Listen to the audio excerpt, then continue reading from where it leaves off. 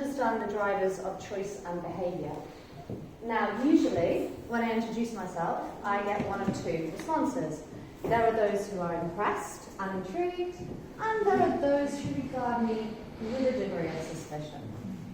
Am I one of those people who manipulate behaviour without people knowing? Is behavioural science even a science? Or is it an art, or even the dark arts? Well, to answer this, let's look at a recent case study we completed for Birmingham City Council in the UK. Now, they asked us to look at their casualty data for an area of the city known as East Birmingham. And when we did this, we saw very high numbers of pedestrian casualties that peaked between the ages of 16 to 24. And that strongly suggested to us that passengers in this location were not wearing seatbelts.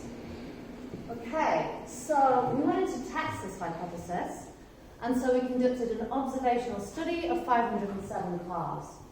And what that revealed to us was a non-wearing rate of 38%, a staggering 5 times higher than the national average. Further analysis found that most of these casualties were experienced by people of South Asian origin.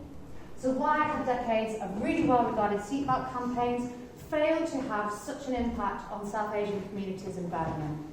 Well, a review of prior seatbelt campaigns revealed 2 things. First, previous campaigns had relied on emotion to influence viewers' behaviour. And the second thing was that apart from one minor character, all of the people who featured appeared to be of white British families living in middle-income suburbs. So why should that matter? Well, emotion is a really powerful lever of change, but only when the viewer is able to identify with the person they see in the campaign. If the person you're seeing doesn't reflect your experience of the world, research shows that you will pay less attention and you will have poorer recall of message. So had a failure to reflect the lives of South Asian people resulted in method not received?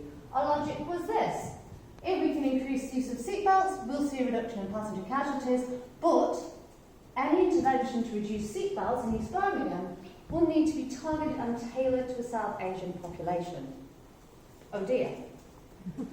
In reality, I know nothing about what it means to be a South Asian teenager living in Birmingham today.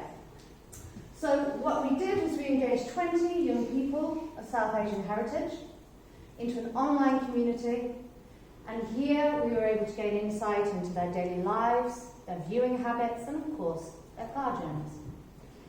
We were also interested in their perception of risk, and what you can see from this slide is that young people we engaged did not consider lack of seatbelt use to be high risk. So any attempt to influence their behaviour using fear-based messaging was likely to fail. We needed a different approach. What we did learn, however, was that all of the young people in our community were highly susceptible to something known as anticipated regret, and anticipated regret is increasingly being recognised as a powerful driver of choice and behaviour. So what is it that these young people would regret losing if they didn't wear a seatbelt? Well, as you can see from our work with the communities, that family and education featured very highly with this group. Losing either would trigger feelings of regret. And that was something we could work with, and as you can see, we work with young people to develop these campaigns. They're behaviourally optimised in a number of ways. But we wouldn't know whether the insights we'd uncovered had any real power until we put them to the test. So we needed something to test them against. We selected the most recent national campaign on seatbelts and the most recent regional campaign in the UK. And we also created a third asset as a decoy that had no behavioural levers.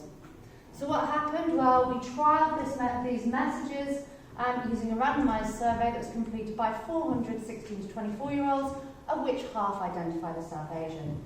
Each respondent was shown one of the 2 tailored campaigns, a national campaign, a regional campaign, or the information-only campaign. So they only saw one of the potential 5 campaigns.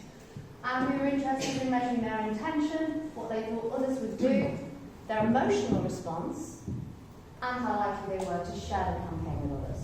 So what did we find? Well, the tailored campaigns outperformed all of our comparative campaigns across all measures for all young people. insights we'd uncovered for South Asian young people were actually transferable to all young people. Then we separated out the responses, and looking across the different measures, we found one significant disparity. Responses to the tailored campaign by those who identified as South Asian showed a 35% increase in the level of emotion registered. And that supports the proposition that people are more likely to empathise and feel an emotional response when they identify with the campaign actor and its content. That was an important finding. But the important thing for you today is to understand that this approach, the one we just demonstrated here, can be applied to speed reduction, to modal shift, to climate change. Because taking a diagnostic approach, you will understand the why of the problem. And once you understand the why, you're in with a real chance of achieving population change. But my original question, behavioural science, is it art, or even magic? Well, it's clearly not the dark arts, is it?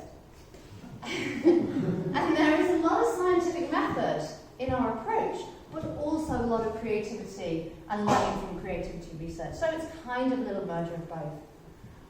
But what I will say is that when you do work in this way, and you do use a diagnostic approach, and you do understand the why, it can feel a little bit like magic. So that is a very fast case study, and myself